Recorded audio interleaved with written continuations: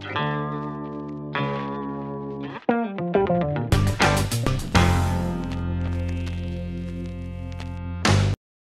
udah masuk ke bulan yang baru, udah bulan Agustus. Artinya apa? Artinya bulan ini adalah bulan kemerdekaan bangsa Indonesia. Kenapa bangsa Indonesia bisa merdeka?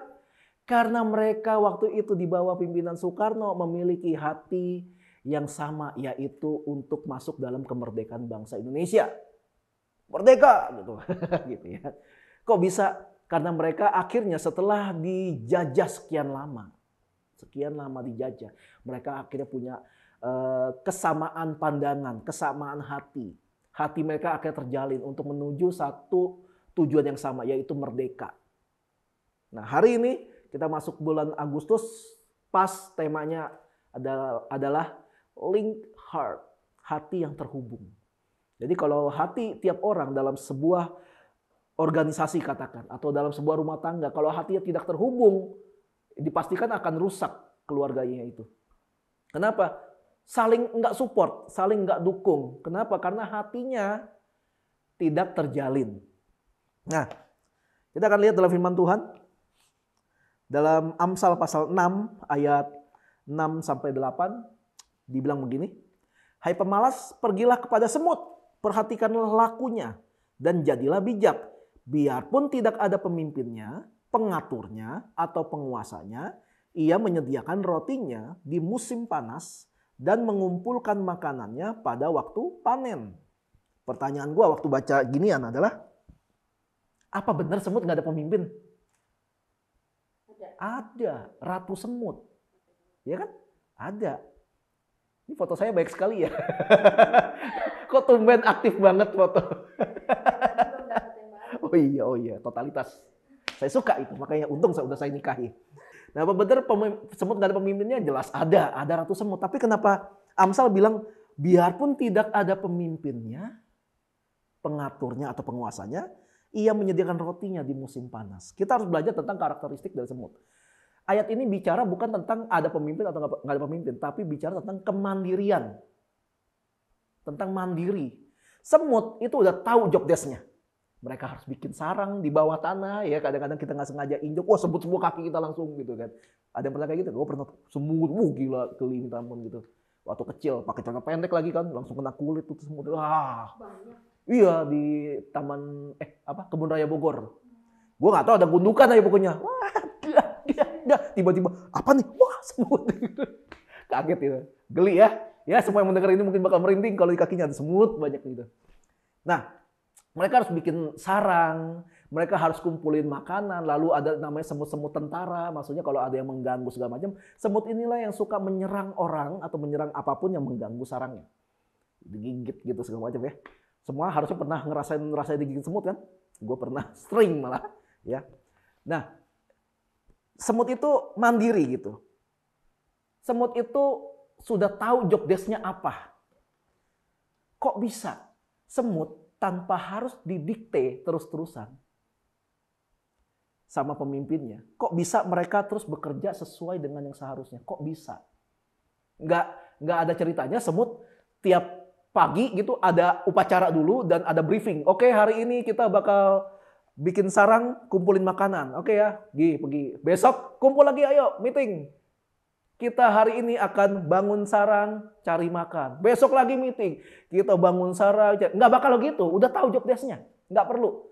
Selama ada ratu dari semut itu, mereka kan udah tahu harus ngapain. Nah itu yang namanya link heart. Gitu. Hatinya terhubung. Mereka punya persepsi yang sama. Mereka udah paham visi, misi dari dan kemauan dari pemimpinnya. Mereka udah tahu. Tinggal jalan. Sebenarnya itu enak. Kenapa? Karena mereka nggak usah mikir, kita mesti ngapainnya. Mereka nggak usah mikir gitu. Jadi ada enaknya ketika udah dikasih tempat itu ada visi, ada misi. Jadi udah ngerti geraknya mesti kemana. Nah itu semut. Itu kita belajar dari semut tentang kemandiriannya. Mereka paham mesti ngapain tanpa harus didikte terus-terusan. Kalau kita lihat dalam firman Tuhan lagi dalam Matius pasal 7 ayat 7-8 itu dibilang, mintalah maka akan diberikan kepadamu, carilah maka kamu akan mendapat, Ketoklah maka pintu akan dibukakan bagimu. Karena setiap orang yang meminta menerima. Setiap orang yang mencari mendapat. Setiap orang yang mengetok baginya pintu dibukakan. Ini sebuah ayat yang selalu gue pegang. Ketika gue lagi susah, lagi sulit, lagi apalah banyak kendala. Ayat ini selalu nguatin banget. Mintalah maka akan diberikan. Carilah maka kamu akan mendapat. Ketoklah maka pintu akan dibukakan. Artinya apa? Untuk mendapat sesuatu harus ada usaha. Minta, cari, ketok. Kita harus minta dulu kan. Kalau kita nggak pernah minta sesuatu, kita nggak akan pernah tahu sesuatu itu akan diberikan atau enggak. Contohnya kita ngomong paling gampang tentang apa? Pelayanan. Minta, waduh kita kurang orang nih, gitu ya. Kurang orang nih, nggak ada orang multimedia. Waduh minta siapa? Si Livi bisa nggak bisa? Tapi kan Livi udah ngurusin yang lain nih, udah ngurusin perjamuan kudus, ngurusin persiapan ibadah, ngurusin suaminya, padahal suaminya nggak pengen kurus-kurus amat gitu ya. Pokoknya dia ngurusin banyak hal. Kalau dikasih lagi ntar overlap, wah minta tolong siapa nih gitu. Ketemulah gitu seorang anak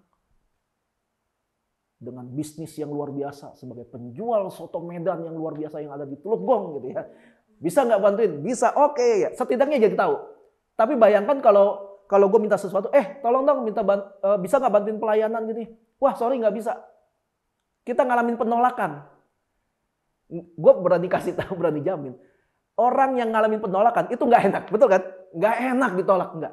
Tapi karena ditolak kita jadi tahu kalau dia nggak mau. Kita nggak nebak-nebak, mau nggak ya dia, mau nggak ya, mau nggak gitu. Nggak, kita nggak akan kayak gitu. Setidaknya ketika kita mengalami penolakan, kita tahu orang itu menolak kita. Ya, udah cari yang lain. Minta orang lain, mau nggak? Andai kata Novi nggak mau bantu, ya sudah, gue bakal tanya, Nih mau nggak gitu? Nih nggak mau, oke gue minta tanya si Jenny mau bantu nggak? Nggak juga, wah bubar aja lu semua, nggak ada yang bantuin gitu, kayak gitu ya? Ya nggak gitu sih, nggak gitu. Coba setidaknya kita jadi tahu kan, ketika ada yang nolak gitu, akhirnya ada yang mau bantu atau yang nggak mau bantu gitu. Terus yang kedua, carilah, cari. Ketika kita lagi nggak punya kerjaan, udah yang sekolah kan udah kelar nih ya, yang di sini maksudnya di sini yang kelar, yang udah kelar sekolah kan udah harus lanjut kuliah atau sambil kerja atau kerja doang nggak kuliah gitu ya. Cari kerja, jangan diem di rumah aja. Aduh, gabut nih gue pengen kerja nih, terus di rumah diem aja gitu. Ya nggak bakal dapat kerjaan, lu pasti cari. Lu cari kemana kek? Kalau zaman dulu koran tuh ada bagian iklan, ya kan? Gue pernah tuh ke sana. Biasanya tulisannya gini. Perusahaan yang sedang berkembang membutuhkan ribuan orang untuk bekerja di bidang admin. Aduh, walaupun tahu itu jebakan, tapi tetap aja banyak yang nge-apply gitu ya.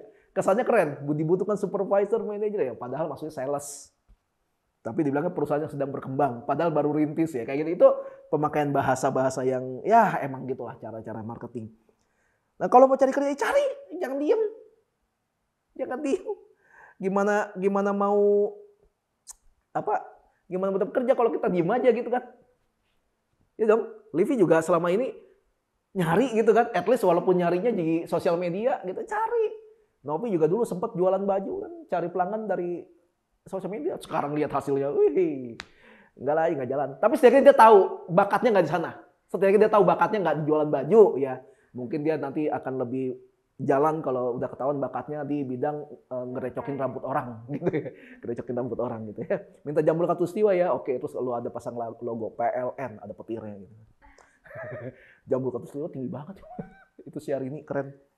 Nah, itu kerjaan harus cari. Ya udah paling yang gampang apa? Soal pacaran deh. Kalau lu cuma mikir, biasanya cowok nih, cowok.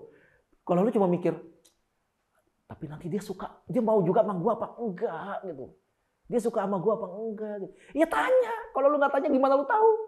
At least ketika lu tanya dia, gue suka sama lu, mau jadi pacar gue, terus jawabannya tidak gitu. Setidaknya lu tahu kalau dia nggak suka sama lu. Ya udah move on, cari yang lain. Ya selesai dong. Simple kayak gitu. Nggak usah sampai, aduh ntar persahabatan gue malah putus gara-gara dia tolak gue. Ya ngapain? Cari aja yang lain. Kan nggak semua sahabat harus dipacarin kan. Kadang-kadang ada yang baru ketemu, langsung pacaran ya. Gua contohnya. Gua tidak melalui berteman dulu sama Livi. Kagak ngelewatin itu. Langsung suka, langsung ngomong. Lalu ketuklah. Seandainya dari awal kita ibadah, Nopi tiap kali datang ke gereja, Nopi, dan semua jemaat datang tunggu di depan aja gitu pintu. Nggak ada yang ngetok, kita nggak pernah tahu ada orang apa nggak di luar. Ya mana mungkin pintu bakal dibukain. Terus kalau misalnya kalian bilang, gue udah berusaha ngetok, tapi nggak ada bukain kok. Gitu. Pertama yang harus dipastikan adalah yang lu ketok itu pintu bukan. Soalnya kalau lu tembok yang lu ketok, ya lu malah dapet ketokan balik dari sana. Ini ngapain sih orang ngetok-ngetok tembok gua gitu. Pastikan dulu itu pintu bukan yang lu ketok. Pastiin. Jadi ketika kita ada usaha dalam mengetok, itu pintu pasti ada dibuka. Urusan orang itu mau terima kalian masuk ke dalam rumah itu apa enggak, urusan belakangan. Pokoknya lu udah coba untuk ngetok pintu. Pintu apa yang kalian ketok gitu? Pintu peluang bisnis kah? Pintu pengharapan kah? Pintu pengampunan kah? Kalau kalian nggak pernah ngetok, pintu itu nggak pernah dibuka. Yesus aja walaupun Tuhan sopan, dia bilang, lihatlah aku berdiri di depan pintu dan mengetuk. Kagak, lihatlah gue depan pintu dan gue mendobrak gitu. Nggak gitu, Yesus nggak begitu. Yesus ngetuk. Yesus ngajar supaya kita sopan. Tujuannya apa sih? Gue beberapa kali, walaupun gue sering pelayanan di bidang jadi tong sampah, gue sebutnya jadi tong sampah karena dengerin orang cerita. Gue nggak pernah berusaha untuk ngorek-ngorek rahasia terdalam sampai, emang kenapa sih kamu gitu? Istri lu pasti selingkuh ya? Sama siapa? Udah nggak apa-apa cerita-cerita aja. Enggak, gue nggak pernah kayak gitu. Gue dengerin apa yang dia mau omongin sampai satu titik dia bilang, menurut lu gimana? Gue harus gimana? Nah saat itu gue baru ngomong. Tapi kalau dia nggak minta, gue nggak akan kasih solusi karena gue ngerti nggak semua orang yang bercerita itu mencari solusi. Kadang-kadang ya pengen buang sampah aja udah. Jadi terbiasa banget gue dengerin orang cerita. Kadang-kadang udah nggak ada solusi, emang nggak dikasih solusi, tapi dia lega akhirnya gue buang sampah gitu. Dari situlah gue dapat banyak temen sebenarnya. Gitu. Baru-baru ini ada yang baru kenalan juga sama gue, suami istri, agen asuransi. Suaminya berapa kali, lu ngomong sama lu enak nih, ayo kapan dong kita ngopi-ngopi bareng. Udah ngajakin, tapi dia ngajakin selalu di waktu yang kurang tepat. Ya bukan salah dia. Emang ya waktunya kurang tepat aja, dia nggak pernah ketemu. Tapi segitu dampaknya ketika kita mau jadi pendengar yang baik. Gitu. Gue bikin kartu nama, kalau ada yang belum punya, gue nggak mau bagiin juga, maksudnya ada kalau belum tahu kartu nama gue tulis dan ada logo kuping di sana. Gue tulis the listener, pendengar. Gue bingung gue tulis apa ya, masa cuma Firdi, nomor telepon. Ya buat apa? Lu siapa gitu kan? Akhirnya, tapi gue senang dengerin orang gitu. Nggak tahu kenapa gue senang dengerin orang. Dari situ gue bisa belajar. Oh ternyata model yang kayak gini, model kayak gini. Jadi gue bisa tahu. Kadang-kadang gue bisa nembak dengan sangat akurat. Ini orang senyum terus, ketawa terus, happy terus, padahal dalamnya ada luka hati. Dari situ gue langsung tahu, oh itu. Tapi awal mulanya apa? Sediain kuping. Sediain kuping capek loh. Capek. Yang udah punya anak pasti tahu lah. Pasti ngerti. Anaknya tiap hari cerita yang itu melulu. Anaknya excited. Tapi kan orang tuanya baru pulang kerja capek, terus dengerin yang sama itu. Sama terus tiap hari. Ada waktunya capek loh. Ada nggak sedikit juga orang tua yang akhirnya marah sama anaknya. Nggak tahu ya, lagi capek nih, baru pulang kerja. Kamu sana, mana mbak? Akhirnya anak dekat sama mbak. Bukan dekat sama orang tua. Kenapa? Karena nggak mau sediain kuping. Banyak yang kayak gitu kan? Jadi jangan heran kalau sampai ada jemaat yang dekatnya sama pengurus gereja, bukan sama gembala. Kenapa? Gembalanya kurang mau kasih kuping. Pak, saya mau cerita. Aduh, besok saya sibuk nih. Saya ada makan siang sama bisnismen ini. Oh, lusa gimana? Aduh, saya juga itu ada janji pelayanan ini. Gitu ya terus. Begitu pengurusnya lebih banyak pendukung, tanda kutip, karena pengurus ini selalu mau dengerin, gembalanya merasa terancam. Wah, nggak bisa nih. Masa gua gembala? Malah dia yang lebih terkenal. Ya. Akhirnya kan salah sendiri karena lu nggak pernah kasih waktu. Banyak yang kayak gitu.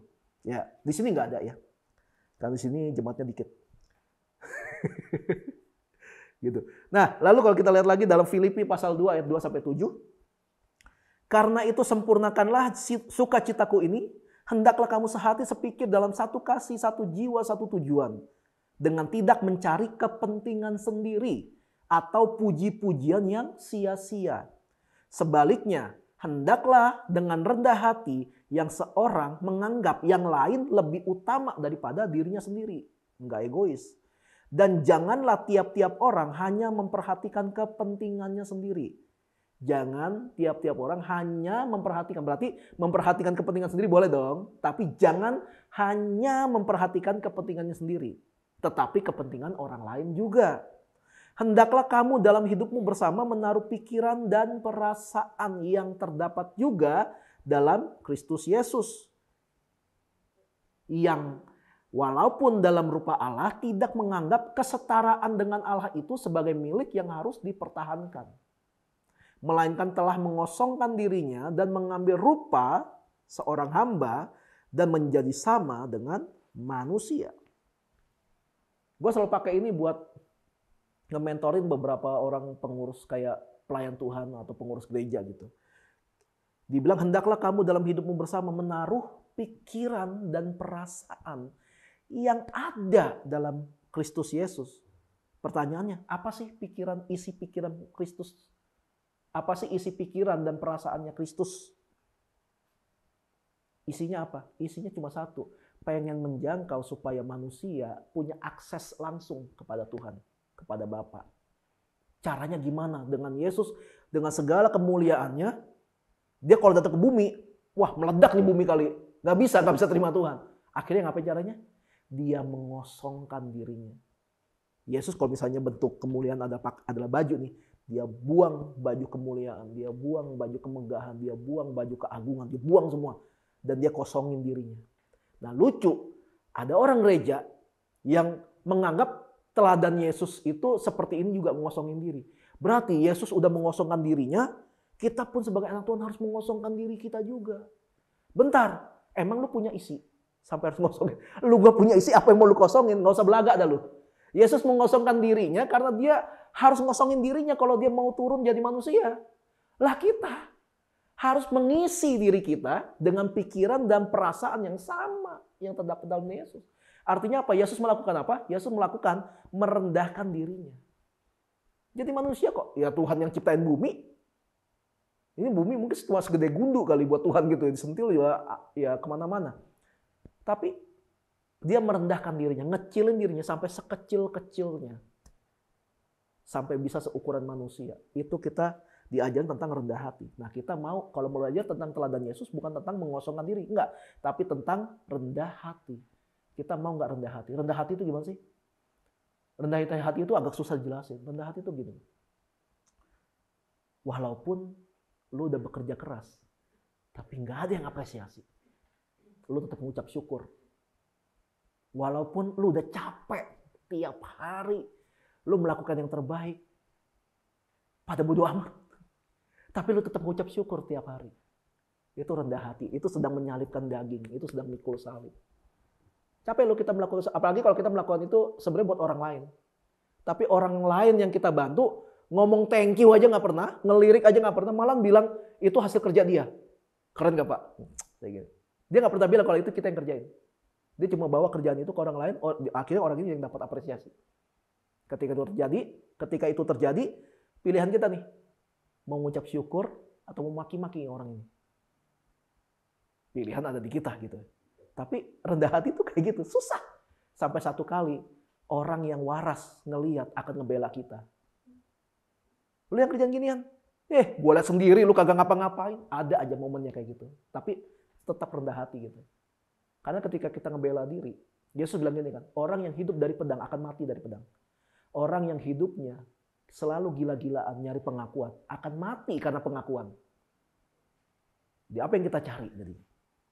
Kita mau rendah hati nggak makanya? Buat minta, buat cari, buat ngetok. Itu usaha. Jangan mager. Gitu. Enggak. Untuk minta, cari, dan gerak. Kita harus mager. Mau gerak. Wah, ada saatnya khotbah dapat ide mendadak. Kita harus mau gerak. Kalau enggak pernah jalan. Kalian kalau pernah lihat ada video di Cina, saking malesnya, ada perempuan di Cina, itu kayak dia tinggal di kosan, males minta ampun, tapi cantik, bajunya bagus, badan langsing, tapi males. Sampai satu hari orang bingung, ini kamar bau banget. Ternyata setiap kali dia di rumah, dia pesan makanan, pesan mie, pesan ramen, pesan makanan bungkus, nggak pernah dibuang ke tong sampah. Dia geletakin aja sampai itu kamar hanya ranjang yang tidak ada sampahnya. Semua sudut kamarnya sampah semua. Diusir orang ini, langsung dibersihin semua kamar. Gila itu. Ada sampah di kolong ranjang. Saking malasnya. Itu orang malas gerak. Tapi kita anak Tuhan, kita harus mau gerak. Kita mau rendah hati nggak buat minta, cari, dan ketuk? Karena gini, kadang terhalang sama gengsi, betul kan? Enggak lah, ntar, udahlah, nggak usah lah, gitu. Akhirnya nggak gerak. Jadi kita nggak pernah tahu hasilnya gimana, nggak tahu. Jadi gimana mau tahu hasil kalau kita nggak mau gerak? Tapi lu mengharapkan sesuatu yang terbaik dan lu berdoa sama Tuhan. Yang terbaik dari Tuhan pasti akan diberikan. Pala lu nggak bakalan. Iman tanpa perbuatan sama dengan mati. Iya dong. Kalau soal iman, udahlah gue sama Levi udah dididik, kurang dididik apa soal iman. Sampai hari ini. Sampai hari ini pun iman kamu masih dilatih sama Tuhan. Masih dilatih sampai hari ini. Ada hal-hal yang kita pengen banget tapi belum dapat sampai sekarang karena terhalang ini itu. Tapi kita tetap beriman, itu pasti terjadi, itu pasti dapat kita sampai hari ini. Nah, sebagai gembala di sini, gue mau nularin ini. Apapun yang kalian hadapin, kalian mau rendah hati, kalian mau beriman enggak? Iman itu bukan diam, iman itu jalanin dan hasilnya kita serahkan sama Tuhan. Yang penting kita ada usaha. Jangan diam aja. Semuanya itu kadang terhalang sama gengsi gitu. Padahal dalam usaha-usaha itu, kalian mau minta, mau cari, mau ngetuk, usaha itu mampu memberikan kepastian dari pertanyaan yang ada dalam diri kita. Mau pertanyaannya, mau jawabannya iya atau tidak, itu adalah kepastian gitu kan. Ya. Kalau jawabannya iya, puji Tuhan. Ya kan?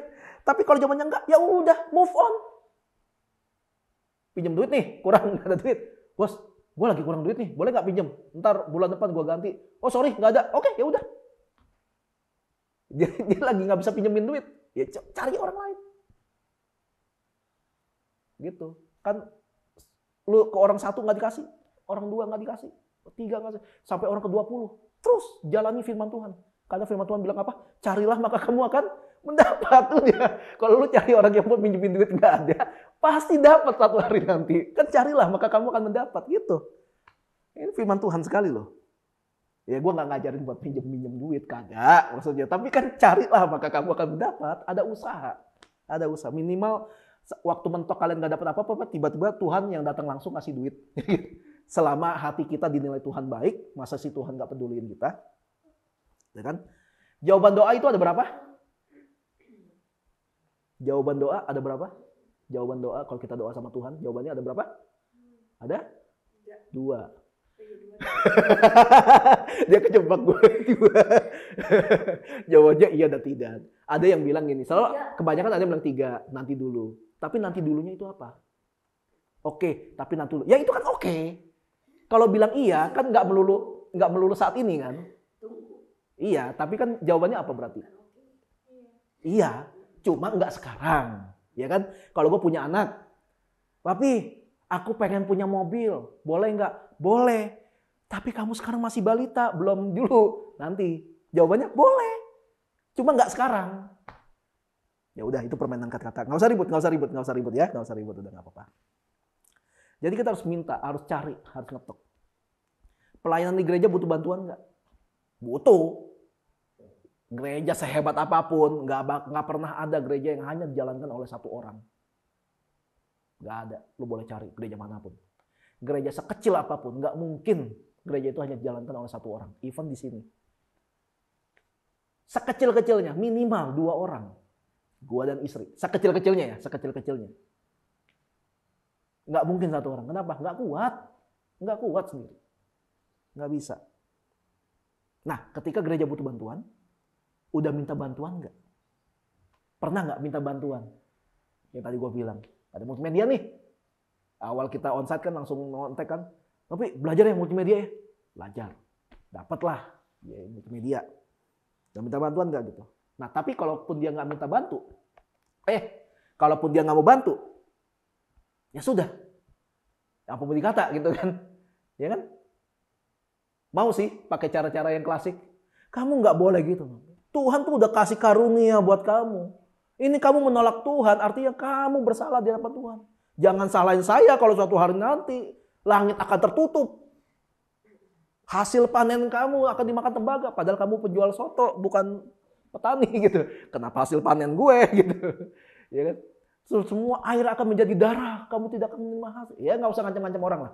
Kalau emang orang yang nggak mau bantu ya sudah. Ya udah, mau gimana? Yesus aja bilang, marilah kepadaku semua yang letih lesu dan berbeban berat. Artinya Yesus nggak pernah maksa. Lah siapa kita, siapa gua yang cuma gembala sidang, terus harus maksa-maksa orang untuk pelayanan. Walaupun dalam hati gue maunya semuanya pelayanan. Tapi kalau nggak ada yang mau, ya sudah. Yang penting gue tetap pelayanan. Kayak gitu. Tapi buat yang sama-sama sepakat, ya buat semua yang sepakat nih, oke gue mau bantu gereja ini, supaya gereja ini bisa berkembang, supaya gereja ini bisa jadi punya dampak yang luar biasa. Gue nggak pernah mau ngomongin soal angka, jemaat rame, enggak, gue nggak mau. Gue nggak mau ngomong, itu buat gue bonus. Tapi buat orang-orang yang sudah sepakat mau sama-sama melayani tempat ini, miliki hati yang terhubung satu dengan yang lain. Visinya harus sama, misi harus sama. Kalau nggak tahu visi, nggak tahu misi, tanya visinya apa sih di sini. Jadi nggak bengong, nggak bingung. Kenapa harus tahu? Supaya kalau pemimpin kalian di gereja melenceng dari visi, ingetin. Visi kita tuh ini, misi kita gini. Bapak lagi jalanin visinya siapa Pak? Kalau sampai melenceng. Iya dong, itu namanya saling mendukung, saling melengkapi. Firman Tuhan udah bilang gini kan, sama seperti tubuh. Beda-beda anggota tubuhnya. Fungsinya beda-beda. Tapi tubuhnya sama. Dengan kepalanya yaitu Yesus. Pernah kebayang nggak? Misalnya kalian badannya gatal. Badan kalian gatal. Terus, wah gatal nih. Terus kalian garuk tapi tangannya nggak gerak. Garuk, oi, garuk gitu. Kebayang nggak menderitanya kayak apa? Ketika kepala suruh garuk badannya gatal, badannya nggak mau, nggak jalan. Dia gatal dong. Dia jadi gatal. Ternyata ada psikologi, ada psikologi gatal badannya. Gitu. Kebayang nggak menderitanya kayak apa? Atau gue kasih ekstrim yang lebih ekstrim. Pernah nggak ada yang diiseng gini? Kalian badannya dipegang kucik-kucikin gitu sampai kalian nggak bisa nutup badan. Itu menderita banget kan? Nah kayak gitu. Kebayang nggak menderitanya Yesus sebagai kepala gereja? Ketika Yesus bilang, tangan, bantu dia. Males gerak.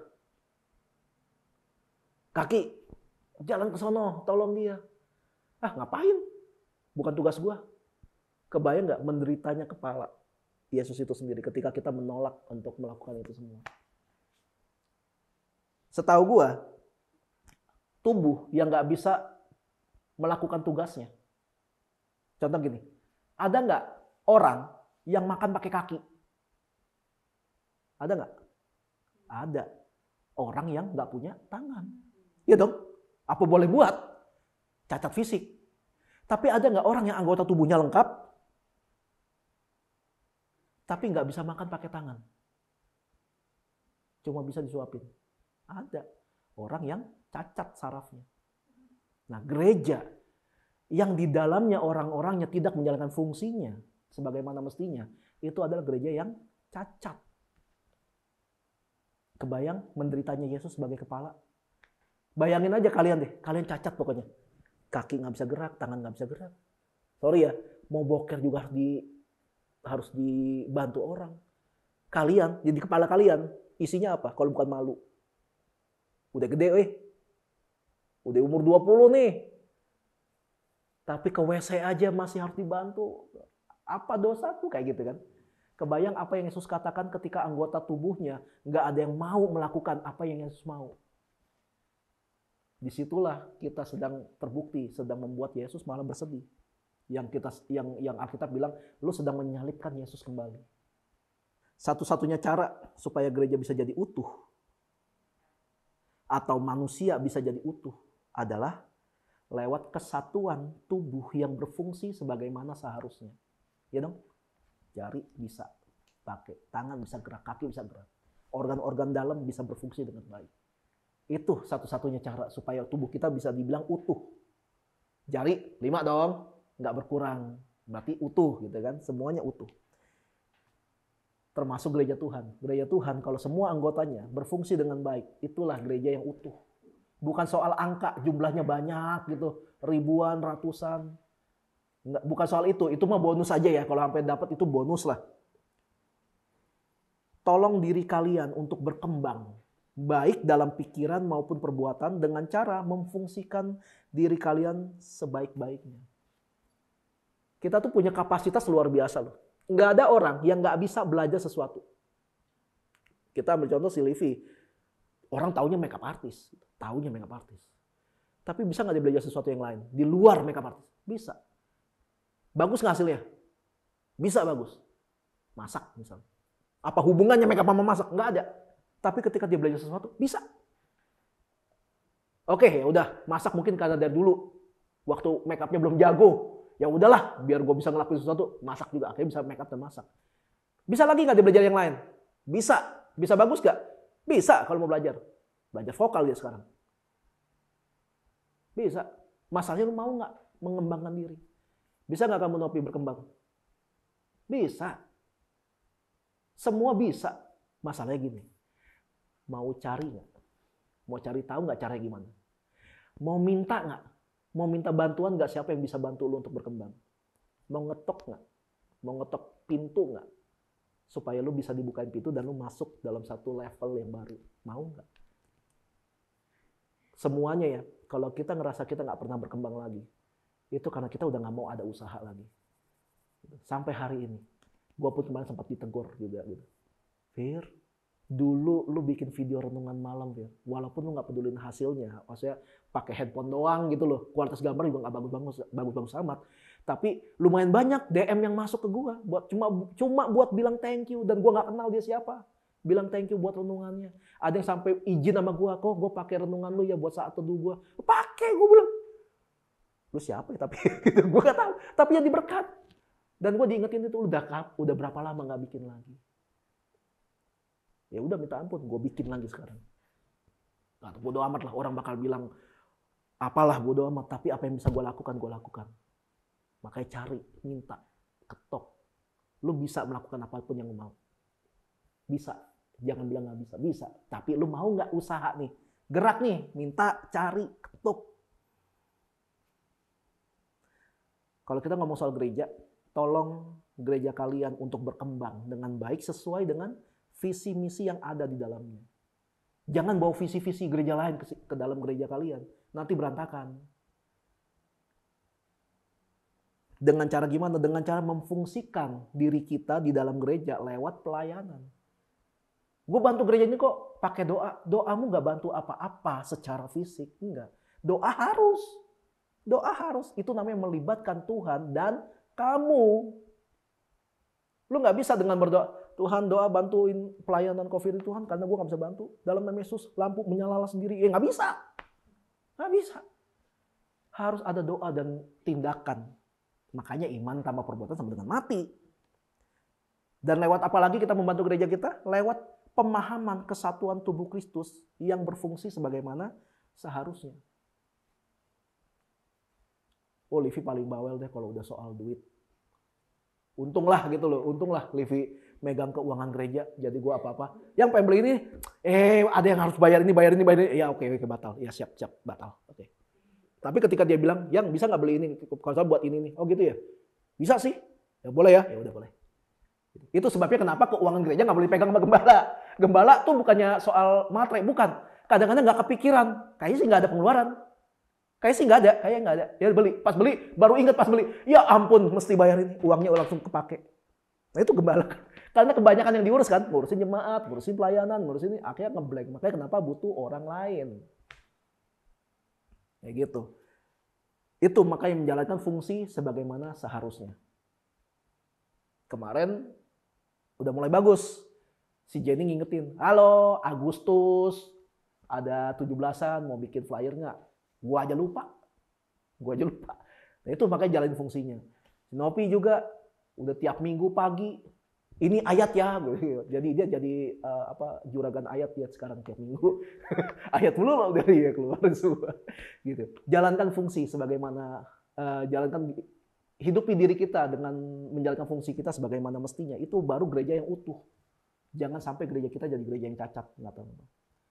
Doain ya, hari Senin gue mau ke Sekolah Mutiara Bangsa buat ya kita coba bangun komunitas di sana ya. Kalau sampai dapat, puji Tuhan. Kalau enggak, ya sudah move on. Setidaknya kita tahu kita nggak diterima di sana. Ya kan firman Tuhan bilang kalau kita nggak diterima, shalom kita di satu tempat, kebaskan debu dari kakimu. Ya kan? Pindah cari tempat lain yang mau terima shalom kita. Udah, selesai. Gitu aja caranya.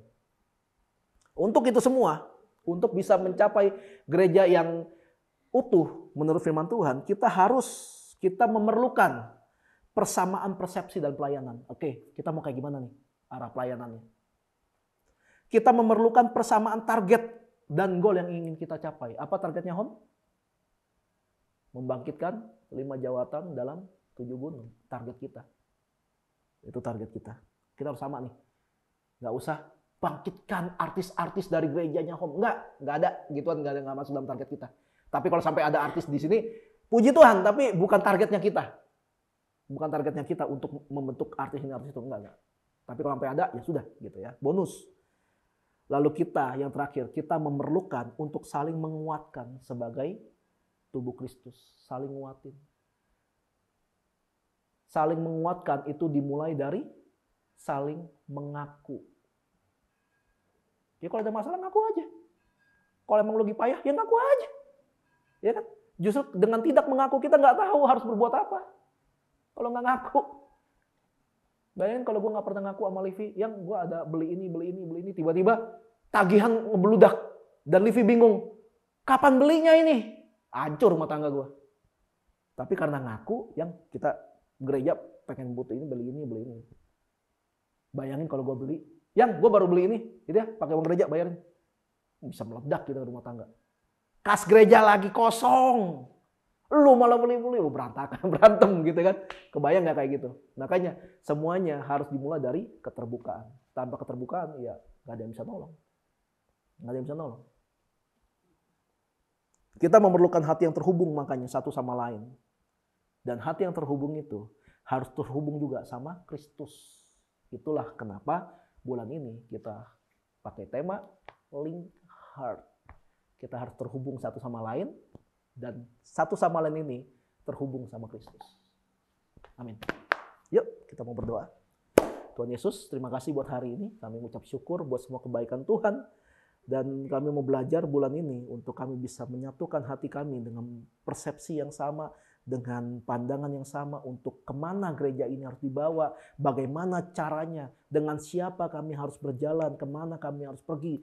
Kiranya Tuhan menyertai kami supaya apapun yang kami lakukan untuk gereja ini bisa membuahkan hasil yang terbaik. Khususnya arahkan kami bagaimana kami bisa berfungsi sebagaimananya sebagai seorang anak di rumah, sebagai seorang karyawan tempat kerja, sebagai seorang pemilik usaha, sebagai seorang anak yang baik di gereja dan semuanya dimanapun kami berada. Kiranya Tuhan mengarahkan kami untuk jadi pribadi yang lebih baik lagi.